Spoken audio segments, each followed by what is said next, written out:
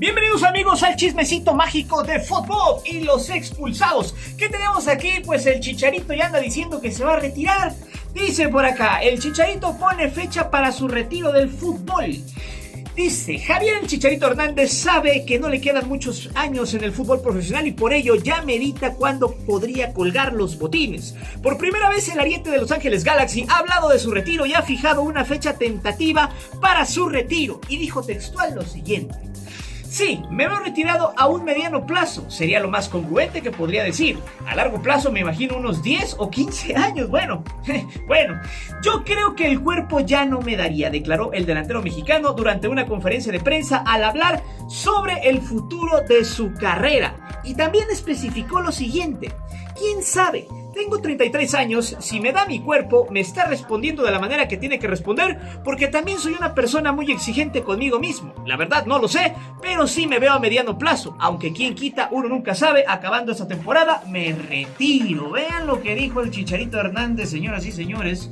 Primero dice que a mediano plazo, a 10 o 15 años, que eso pues ya no le va a dar, va a tener que 45, 48 años. Y a corto plazo, pues tal vez en unos 5 años, tal vez, puede ser, quién sabe, pero con eso de que dice que a lo mejor en esta temporada se retira, pues bueno, tampoco no asusta a nadie. Si ustedes quieren seguir esta información, lo único que tienen que hacer es descargar la aplicación de FOTMOB. Aquí abajo en la caja de descripción te voy a dejar la liga para que descargues porque es totalmente gratis, ya que la gorra de quien le corre. Este video retratará que el fracaso, la bancarrota y la decadencia no llegan por casualidad en una persona y sobre todo en un exfutbolista. Aunque dicen por ahí que algunos nacen con buena estrella y otros simplemente con mala suerte. Pero el dinero y la fama no son eternos y esa frase es algo que debieron inculcarle a muchos exfutbolistas que terminaron mal y acabaron su trayectoria sin la menor idea de qué hacer con su futuro. En el caso de Juan Pablo García, el famoso Loquito, quien fuera una promesa en el Atlas por allá de los inicios del nuevo milenio, goza de una realidad ciertamente triste, pero a su vez motivante, que nos deja un brutal mensaje subliminal. Existe mucho material para explicar por qué algunos medios retomaron su caso. Su pasado, el cual estaba en el olvido perpetuo, se destapó a partir de una entrevista en el programa Tiro Directo de TV Apesta. Lamentablemente, diversos medios se enfocaron en su alcoholismo y bancarrota. Una triste realidad que tiene un inicio que muchas personas seguramente han vivido. Sin embargo, los medios tradicionales no consideraron los elementos que llevaron a su carrera al fracaso y por qué su trayectoria se eclipsó tras un chasquido de dedos. Existe un elemento clave para entender cómo fue que el Loquito García terminó sin dinero, derrotado, marginado y como un apestado en la Liga MX.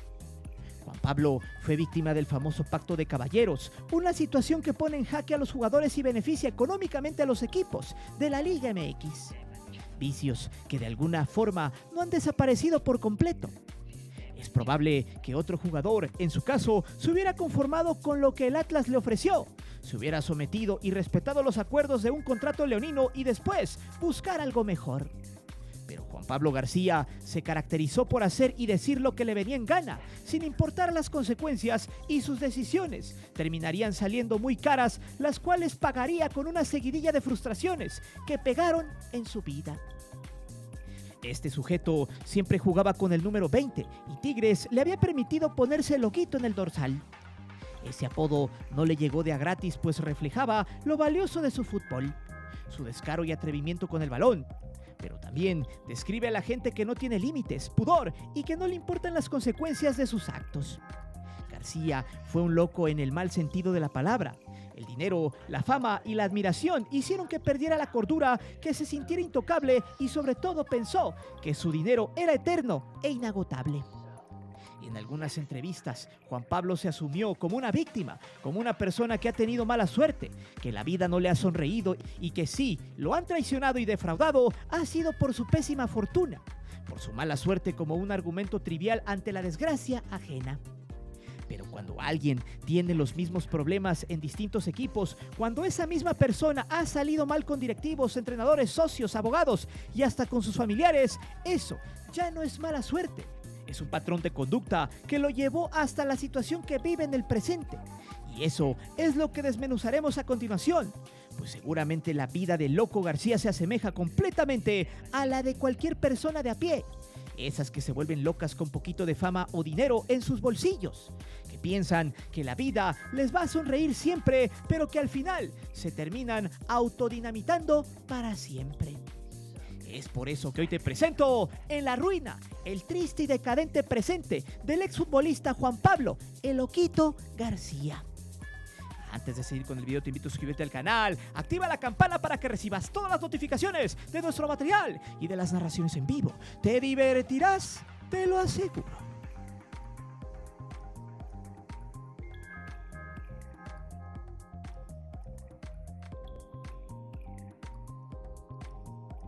Como cualquier morrito, Juan Pablo García aprendió a jugar en el barrio y su primer contacto se dio con amigos y familiares, como cualquier chamaco que apenas conoce este deporte. Él mismo ha contado que su padrino lo llevó a jugar con su hermano y sus primos, pero en ese equipo le fue mal. Casi no jugaba porque cuando entraba de relevo perdían o metía autogol. Estaba tan salado que lo apodaron "el salero". Con el paso del tiempo, fue más fácil cambiar de camiseta que pulir sus errores. No le importó que sus condiciones económicas jugaran en su contra, que tuviera que pagar los pasajes de su bolsa y que a veces no tenía para los zapatos de fútbol. Juan Pablo sabía que tenía las condiciones, que era un jugador diferente, y por eso tocó las puertas del Club Jalisco, equipo que lo recibió y valoró su fútbol. Después de recobrar la confianza y quitárselo salado, el Loquito pidió una oportunidad en el club de sus amores. El Jabán, como le decían, relató que el proceso para entrar con los rojinegros era como entrar a un trabajo. Se tenía que dejar una solicitud y asistir a las visorías. El club rojinegro avisaba, más o menos en un mes, si el jugador se había quedado o no, pero a él lo habían aceptado en 15 días. García se quedó y demostró su valía en poco tiempo. A los 14 años fue contemplado para integrarse a la tercera división. En esa camada de jugadores fue acompañado por Jesús Corona, el Jimmy Durán y Gerardo Espinosa. Un año después firmó su primer contrato profesional. La cantera rojinegra de los 90s ha sido de las más destacadas y tiene mucho que ver en el trabajo que hizo Marcelo Bielsa del Güero Real y con Efraín Flores. Pero el entrenador que le echó el ojo y que fue su mentor y que lo acompañó hasta su debut fue Ricardo Lavolpe. El bigotón lo fue llevando poco a poco. Al principio habló con él y le dijo que tendría un proceso de adaptación. Con tan solo 15 años lo llevaba a las concentraciones. Le dijo que necesitaba vivir ese tipo de experiencias, que tenía que conocer la vida de un futbolista profesional. Su primera convocatoria fue para ese partido en el Azteca donde el Cuau le festejó al bigotón de forma burlona y grotesca. A pesar de las humillaciones al técnico, el Atlas ganó ese partido por 2-3 y el Loquito se ganó la convocatoria para el resto de la temporada. Pues aunque solo estuvo en la banca, con eso fue suficiente para que Lavolpe, quien se apegaba mucho a las cábalas, lo mantuviera como amuleto. Juan Pablo firmó su primer contrato profesional a los 17 años de edad, pero se lastimó en la ronda clasificatoria para la Libertadores y por eso debutó hasta los 18. En ese partido mostró su calidad de inmediato y puso una asistencia. En el festejo del gol fue abrazado por el bigotón y le dijo que era lo que necesitaba de él. En algunas entrevistas ha mencionado que desde morrito enfrentó a rivales más grandes, que jugando en el llano le tocó contra niños de 3 o 4 años mayores que él. Este fue un jugador acostumbrado a los retos, a las exigencias, y cuando tuvo la oportunidad no la dejó ir. Lavolpe lo dejó jugar libre y se convirtió en el motor de su ofensiva. Le dio pausa y claridad al equipo, rompió las defensas más férreas, siempre encontraba la jugada para anotarle a un equipo que había echado el camión para atrás. Su técnica era asombrosa, tenía gol a media distancia, además fue un definidor letal en el mano a mano. El Loquito se convirtió en el rostro de la ofensiva rojinegra en los primeros años del nuevo milenio. Fue la sorpresa del equipo y era adulado por muchos comentaristas. Su peso y actitud en la cancha lo catapultaron. Además, Lavolpe lo convocó a la selección mexicana y disputó los Olímpicos de Grecia 2004, donde el combinado tricolor tuvo un papel decepcionante y un año después también formó parte del Tri, que disputó la Copa de Oro del 2005, llegando hasta los cuartos de final. Su paso por la selección fue discreto, pero fue el parteaguas en su carrera, porque se enteró cómo vivían y cuánto ganaban algunos de sus compañeros de selección. algo que no le gustó, y ahí mismo empezó una rebelión que lo condenó para siempre.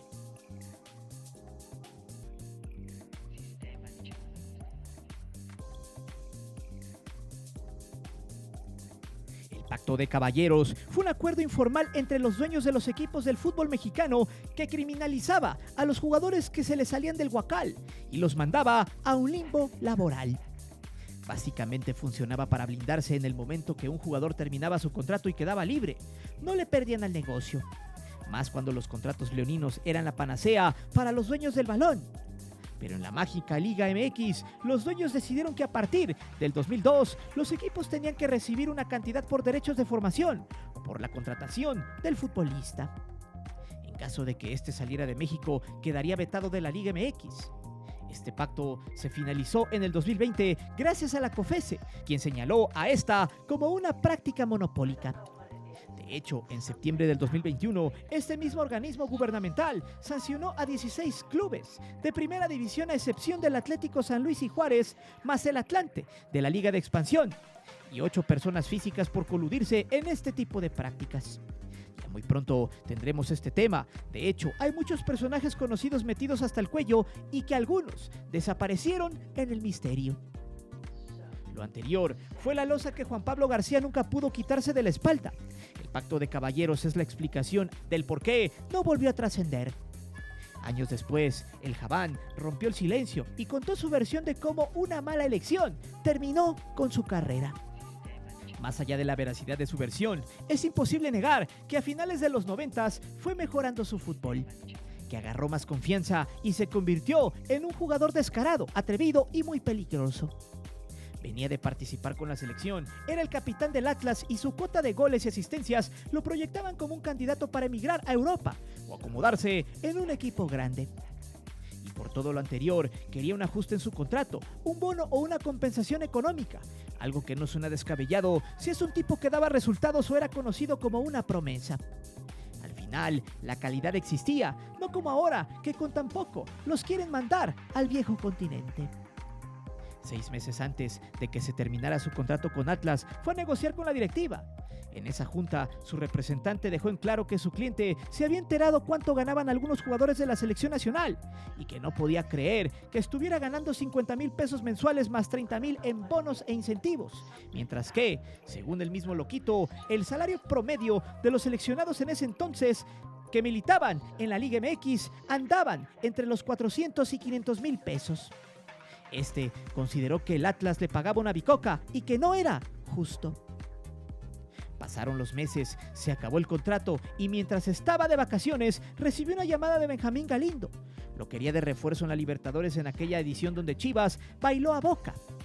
Obviamente el loco se reportó, pero a su llegada al hotel donde estaba concentrado el rebaño, recibió una llamada de su representante y lo citaron en Columbus.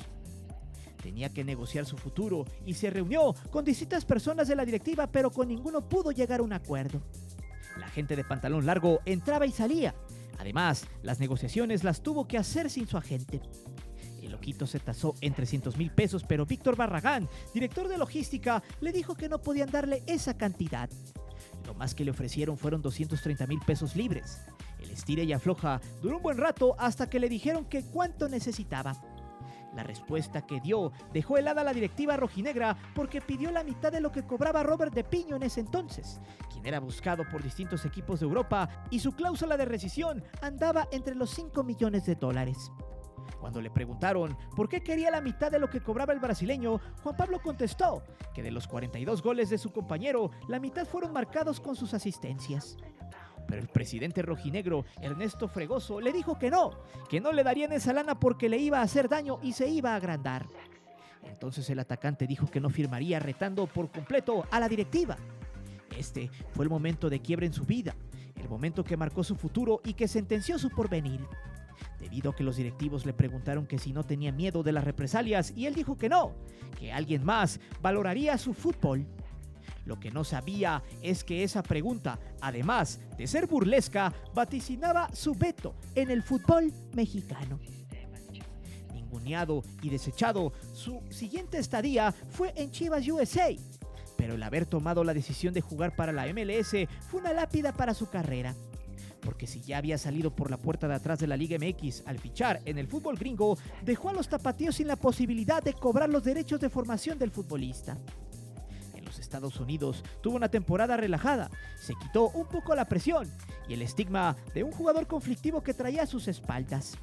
Sin embargo, su mente le jugó malas pasadas. Se enojaba porque la televisión no mostraba sus goles y porque la prensa en México no documentó su paso en las Chivas USA. Y a pesar de haber jugado 38 partidos, anotado 9 goles y de haber registrado 5 asistencias, no continuó en aquella liga. Este punto es muy importante porque una de las cosas que siempre van de la mano con la corrupción es que la misma liga y las televisoras se ponen de acuerdo para encumbrar o dejar en las penumbras a un futbolista, donde hay intereses en común. El hecho de que no le dieran difusión a Loquito abre un tema importante que pronto tendremos en este canal, sobre cómo la TV ha sepultado también diversas carreras de futbolistas. Para el 2006, Tigres, fiel a su idea, decidió repatriar a Loquito. Sin embargo, la directiva universitaria se aprovechó de su situación y lo obligó a jugar casi de a gratis. El dinero que le correspondía al Atlas por concepto de formación del jugador se pagó sin mayor problema, pero el porcentaje por su contratación se le negó. Se quedó para la directiva de Tigres. Esa fue la condición para regresar al fútbol mexicano. Mario Carrillo le tendió la mano, le dijo que se pusiera en forma y que le iba a dar una oportunidad. Así fue como se puso la pila, le metió duro al gimnasio e hizo cosas tan bien que le quitó el puesto por momentos a Walter el Mago Gaitán. Este pasaje no estuvo exento de polémicas porque el atacante argentino pesaba en el grupo y por la mala reputación con la que llegó el Loquito hubo compañeros que lo repudiaron. Lamentablemente llegó a la dirección técnica el Tolo Gallego y tuvo muchos problemas con él. Lo mandó a la banca y después le reclamó por tenderle la camita.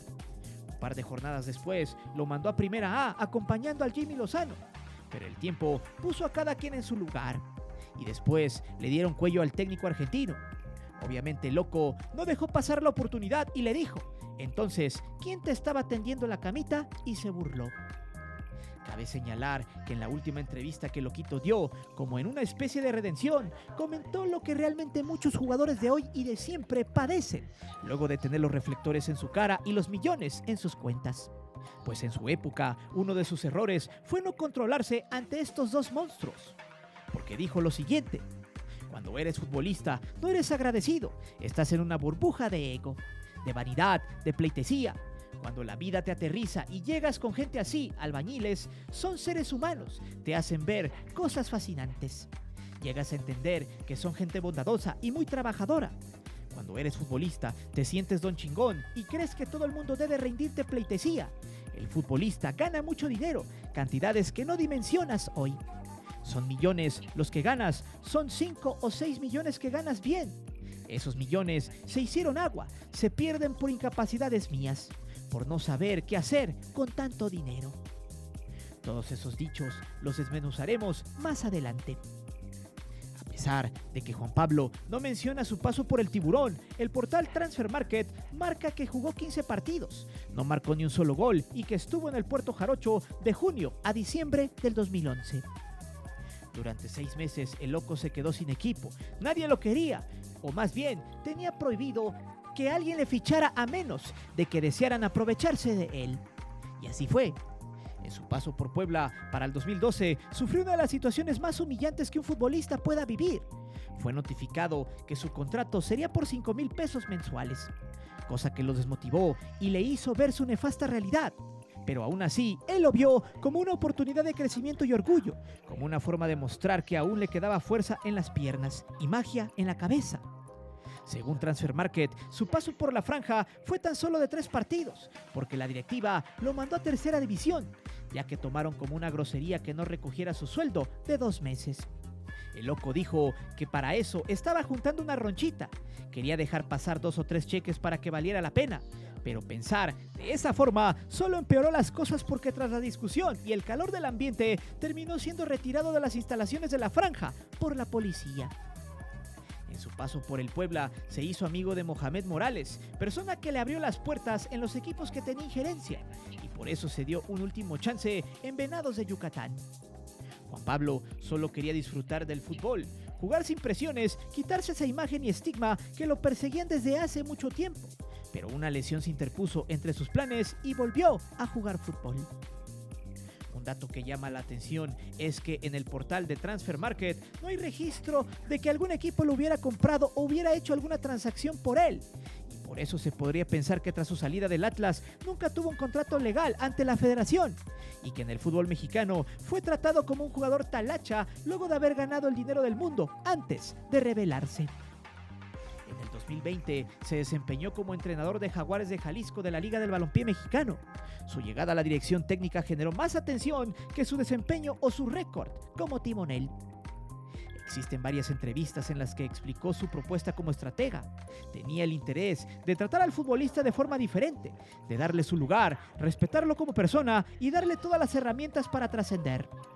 Asimismo, buscaba que Jaguares de Jalisco replicara el modelo brasileño y diera al jugador la certeza y garantía de tener contratos por 4 o 5 años. También implementó la psicología para entender y crear un lazo con su plantilla. Este proyecto representaba todo para él. Le metió tiempo y mucha energía.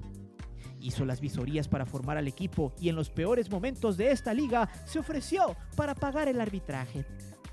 Al final de cuentas, su intención al dirigir en esta categoría tenía que ver con el demostrar su calidad en la dirección técnica, en salir campeón y que algún equipo de la Liga MX le ofreciera un empleo. El último registro que se tiene de su vínculo con Jaguares de Jalisco es el partido por la final de este torneo, disputada en diciembre del 2021 contra los Chapulineros de Oaxaca. Lo que resulta extraño es que a partir de la final no hay pistas o rastro de él. No se sabe si renunció, si lo corrieron o qué pasó con él. De hecho, no hay despedida formal, no hay foto del adiós ni un post dándole las gracias. Por su parte, en la polémica entrevista que Loquito le dio a TV Apesta, tampoco tocó su paso por la Liga del Balompié Mexicano.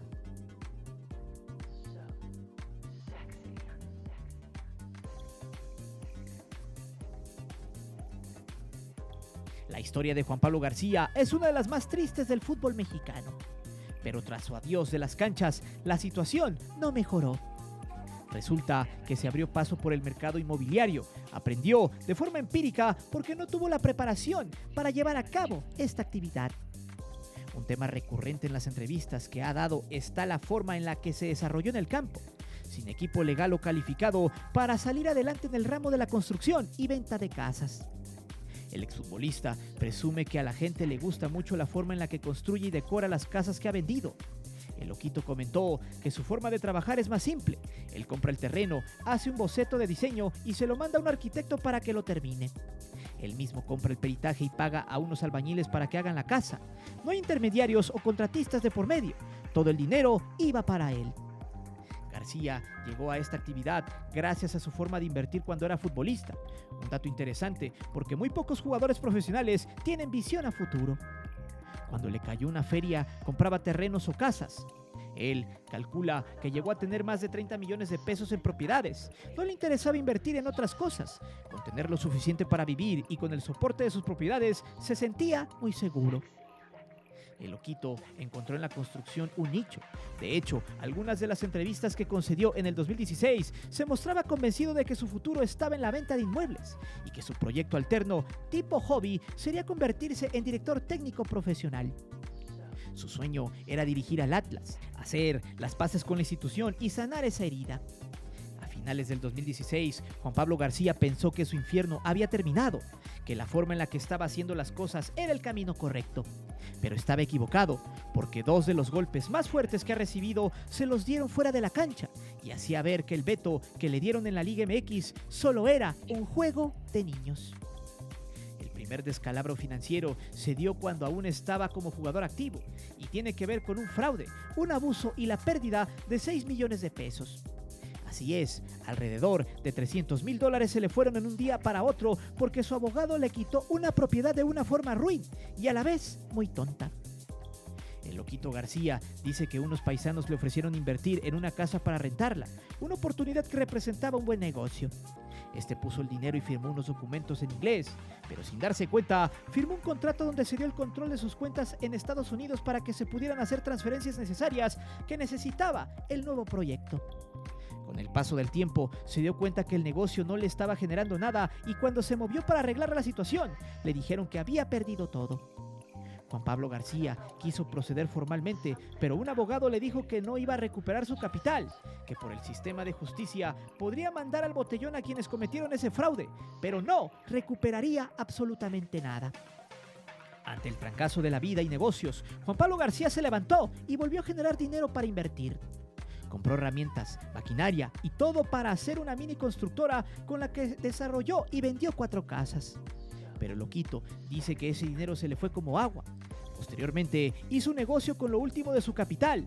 Se asoció con su hermana en la creación de una empresa de ropa de playa. La idea pegó, fue muy bien recibida y la marca abrió varias tiendas en Ixtapa. Lamentablemente, no firmó ningún contrato con su hermana y terminó por dejarle la distribuidora. Su último $1,5 millones de pesos, que fue el capital con el que se montó la distribuidora Havan, se lo fueron pagando de forma mensual y no lo pudo reinvertir. Por el contrario, cada pago recibido se le sumaba por arte de magia. Todavía en marzo del 2022 declaró que estaba en la ruina.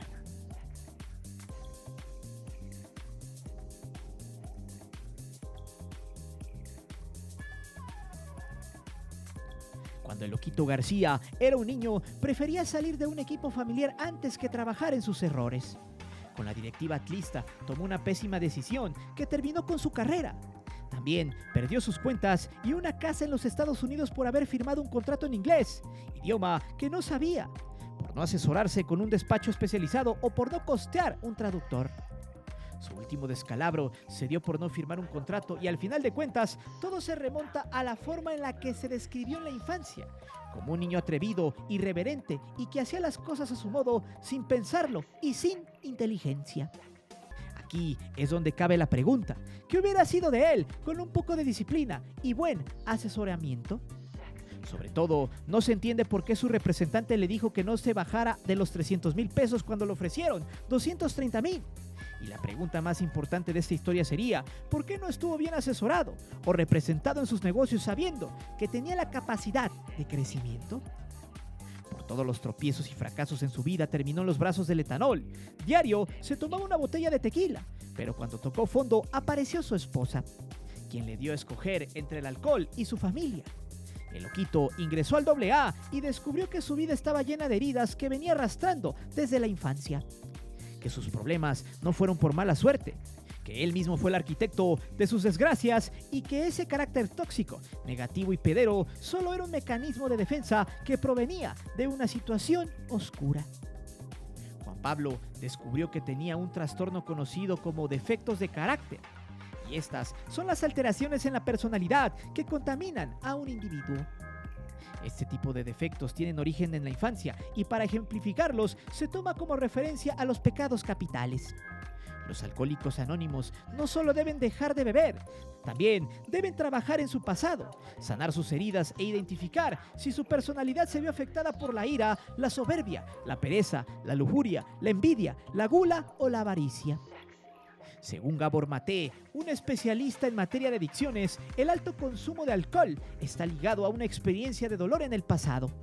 Si alguien se excede en su forma de beber demasiado, es porque en su mente habita una experiencia traumática que le pide embriagarse para mitigar el dolor. El experto dice, generalmente eres herido cuando eres niño y luego tienes que compensarlo. Así que lo compensas de 2 maneras. Una es alcanzando el éxito, pero cuando a pesar de todos los esfuerzos y de tu habilidad para impresionar a las personas, el persistente dolor sigue apareciendo, entonces usas algo para mitigar ese dolor. ¿Y qué dices de alguien que toma mucho? Hay una vieja expresión, muy coloquial. Cuando alguien ha bebido demasiado, se dice, no está sintiendo el dolor. Todos tienen un conocido que abusa del trago y cuando se empeda le llora a una pareja que lo dejó, a un familiar que se adelantó en el camino o porque hay partes de su vida que no puede borrar.